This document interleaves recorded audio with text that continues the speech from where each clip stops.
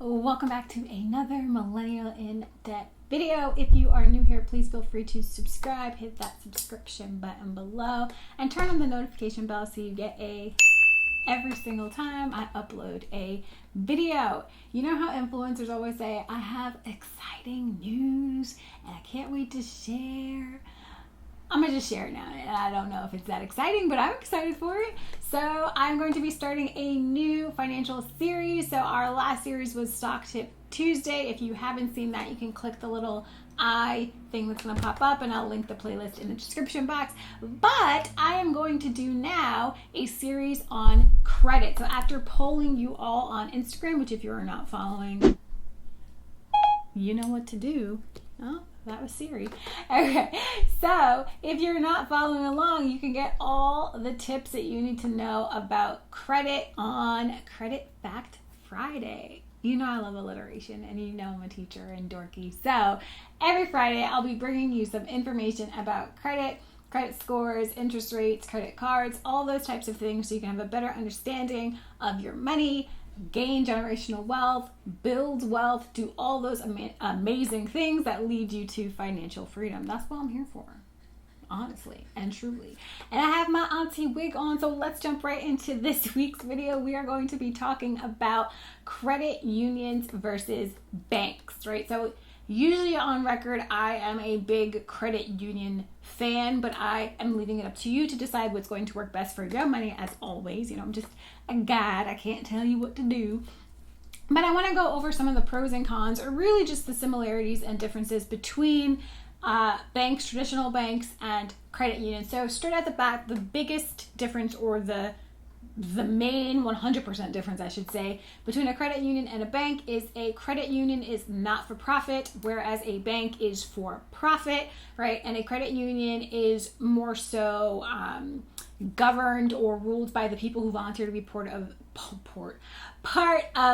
the board, of the membership of whatever, right? So banks are obviously more federally guided, have more rules, although credit unions also have rules, still dealing with people's money, and both are insured. So FDIC is what insures the banks, and credit unions are usually insured by, what is that acronym?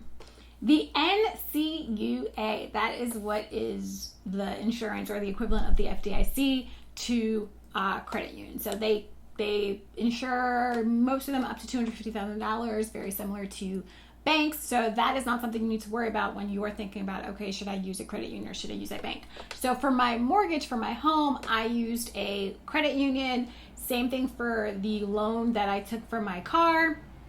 Both cars, actually, I've used credit unions. So I've never actually gone the traditional bank route. I do have bank accounts with traditional banks, and I also, my student loans were with traditional banks, but as I grew older, I just made the decision to use credit unions. Now, a few other differences or similarities that may come off as pros and cons.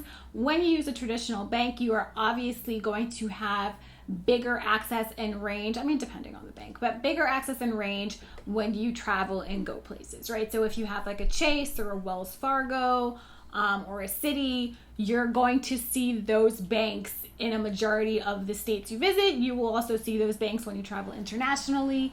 Traveling internationally, remember when we used to do that?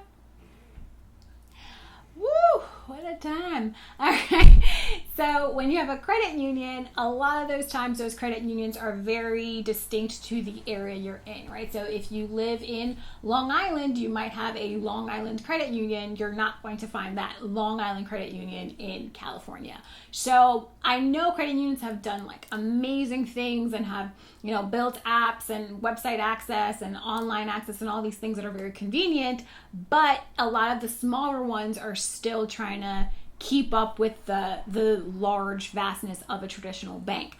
Now, another pro, I guess, in the credit union side, in particular with this same thing, because credit unions are often 99.9% of the time smaller than traditional banks, you are going to get more personal access. It's more like a like a home vibe, because homie is a different thing, my homie.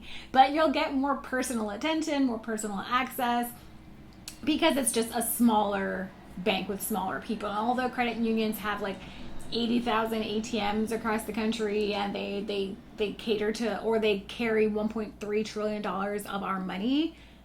Obviously, it's still not going to compare to the vast like access to Chase. There's like 17 Chases on one block near my home, so I don't even have Chase. So that's not even convenient for me. So that is something you want to think about when thinking about opening a bank account with a traditional bank or a bank account with a credit union. Are you going to need the brick and mortar near you at all times, or can you just use the app, or can you just use their online access?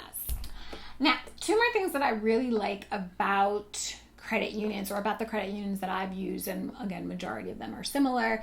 Credit unions will usually offer a higher interest rate on checking accounts. Sometimes they have checking accounts with interest rates, and definitely on savings accounts. And they also will have lower interest rates on things like loans and mortgages. So that's what drew me to them. In my younger years, when I was looking for a car loan, I wanted a car loan with really low interest, whereas traditional banks were trying to give me like 8, 9, 10% interest, 15% interest.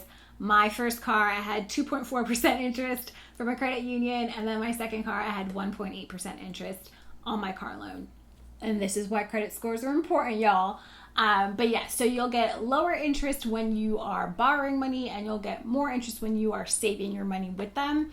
That doesn't usually have an issue when you're doing like high yield savings, although right now all the high yield savings interest rates are in shambles. It's still better than a savings account from a regular traditional bank. Now, why do I even have accounts with traditional banks? Well, like I mentioned, convenience. I can just go to an ATM not too far from me and I won't get charged fees. Or if I travel internationally, I can go to that bank if I really need to, if there's an emergency. And it was just, I opened my first bank account when I was 18 years old, and I didn't really know anything about credit unions at the time. So it's just an account that I've kept since I was 18 out of just convenience. I haven't had any bad issues with it. There are some sort of rewards. It's linked to my credit card and points and things like that. But credit unions are really doing amazing things as of late to keep up with traditional banks. So it's really just all a matter of what you want to do with your money, what your banks are offering, what the credit unions around you are offering. One more thing that I will say is that although banks can be a little more stringent with their rules for their accounts and things, and like fees are higher and all of that, what I like is that for the most part, anybody can open an account with any bank. When it comes to credit unions, a lot of times there's going to be some sort of membership requirement, right? So you'll either have to live in a certain area, or you'll have to have a certain job, or be a part of a certain affiliated with a particular company or group or things like that. So that's the only thing that can be kind of annoying, is that if I find a credit union, I'm like, oh, this is really cool. Even though it's not near me, I can open up an account online. I can do all these things. And then it's like, you gotta live in Missouri to have an account with us. And I'm like, oh, guess not. All right, but those are really the main differences between credit unions and banks. And I hope this was helpful for you. And I hope to see you next week when you join in for our credit series starting off next Friday. And that is it. I want you to know that I almost died of a heat stroke with this wig, and I put lotion on. That's sweat. I'm sweating to death.